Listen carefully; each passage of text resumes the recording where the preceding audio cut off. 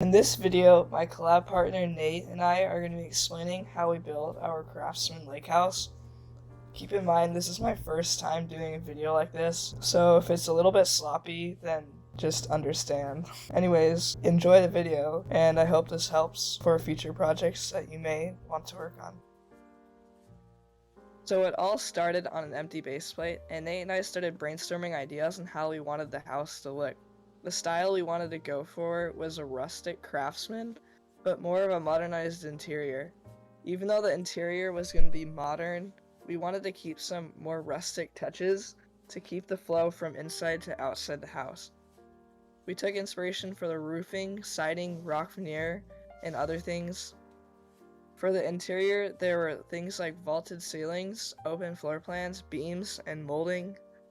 Once we had formed all of these ideas we wanted for the house, we started on a simple layout with all the rooms and exterior and interior walls. I started by making an area on the right side of the house for the garages, but Nate had the idea to add a courtyard with a bridge connecting the garage and the house together. Even though this didn't seem like a good plan at first in my brain, it ended up being really cool and added a really immersive experience and unique feature to the house that not a lot of houses can show for. In the beginning, we were planning on possibly doing 2 stories, but 2 stories seemed like a lot for the size of the house that we were doing, and I didn't want to abandon the build for loss of motivation. Plus, at the end of the exterior, it was already extremely laggy and hard to build.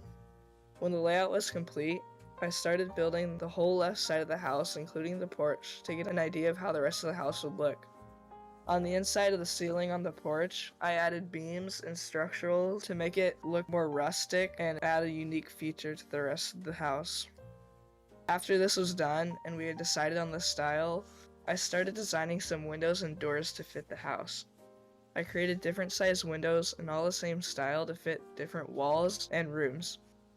Then I went one by one, inserting each type of window into its designated spot. As each window was put in, I also detailed the wall around it to finish off each area without having to go back to it multiple times. This really helps because it's really hard to do one wall and then have to keep coming back to it to add different details. This is probably one of the most repetitive processes I have done just because of the amount of rocks I had to place and all of the siding I had to do on each wall. Plus, I was already gone for 9 hours each day in school, and it was taking a lot of my motivation out of each day, and I still had to come home doing at least an hour of homework. I was mimicking the beams Brandon placed on the inside of the roof of the front porch. This added a lot more flow from going inside to outside the house. When the front hallway was done, I started to work on the front room. This area was mainly meant to be an area for anyone to relax, read a book, or just an area for guests to come in, sit down. I kind of based it off of my own house. We have this front room for guests, and the room can easily be changed to different things like a music room, entertainment area, an office maybe. And then on the left of the hallway, as you walk into the house, there are 2 guest bedrooms and a Jack and Jill bathroom. This bathroom made it so, just fit more things into the house.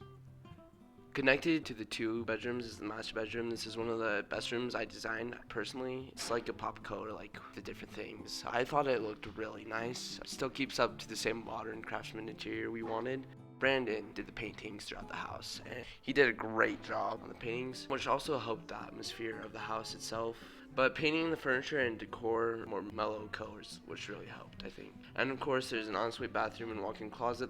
And throughout the house, there's models from previous houses I made, because this is my first year ever using Studio, and I just didn't have much filler items. So I created a lot of new assets as well for the house. And as I continued on to the interior, Brandon was continuing to add windows and doors to the home, which also helped me with the interior as well.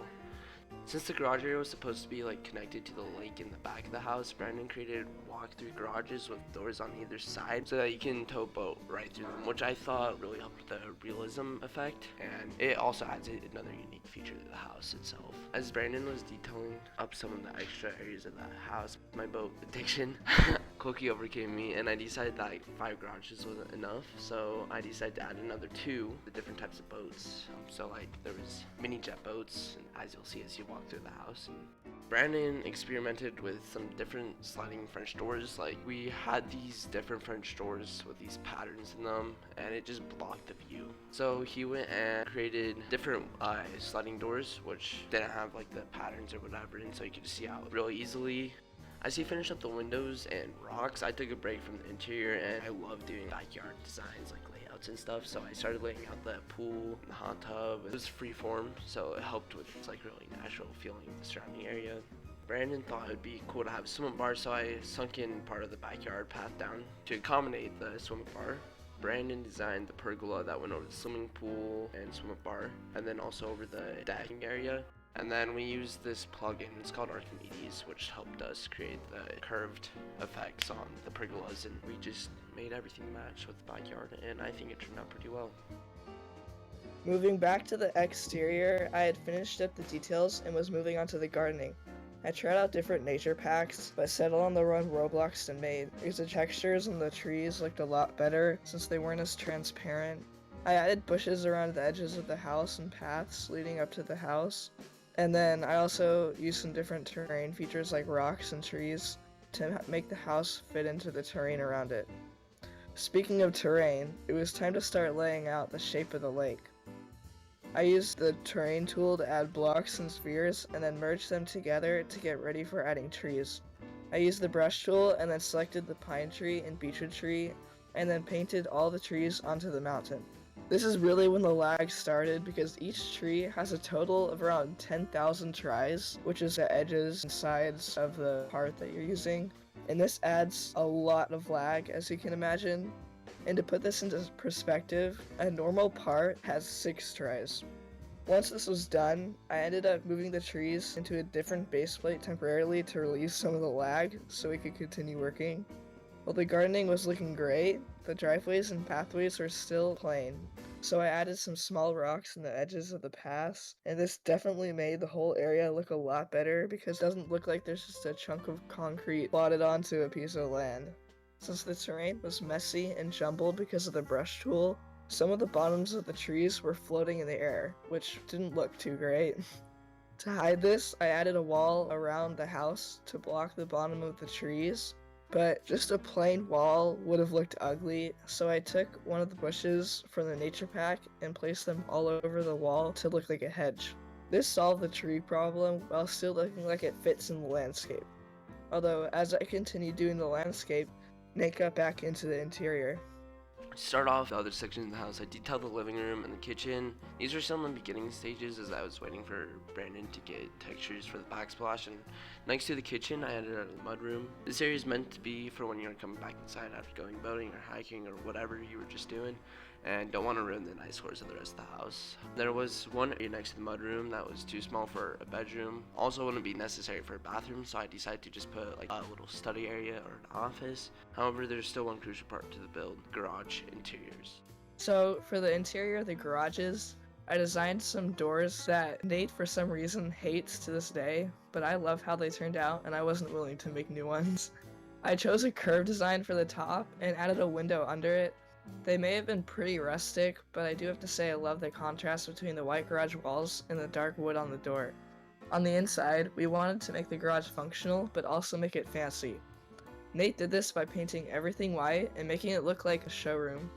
Although a garage wouldn't be complete without some sort of vehicle, so Nate took some car models and then added some off-road features to make them his own and make it fit more with the mountainous landscape around it. Since there are still a lot of empty spaces, we added a man cave that has some basketball machines and a little lounge area for entertaining guests. Although the garage still has one crucial part, and that's storage. So we added some storage right behind the cars and inside the secondary garage for speedboats. Nate modeled some wakeboards to be pulled behind one of the wakeboats he made, and then finished it off with some extra storage spaces. Since I was all done with the exterior and gardening, I helped do the finishing touches of the house, such as molding, trimming, and filling shelves and tables to make the whole place more lively.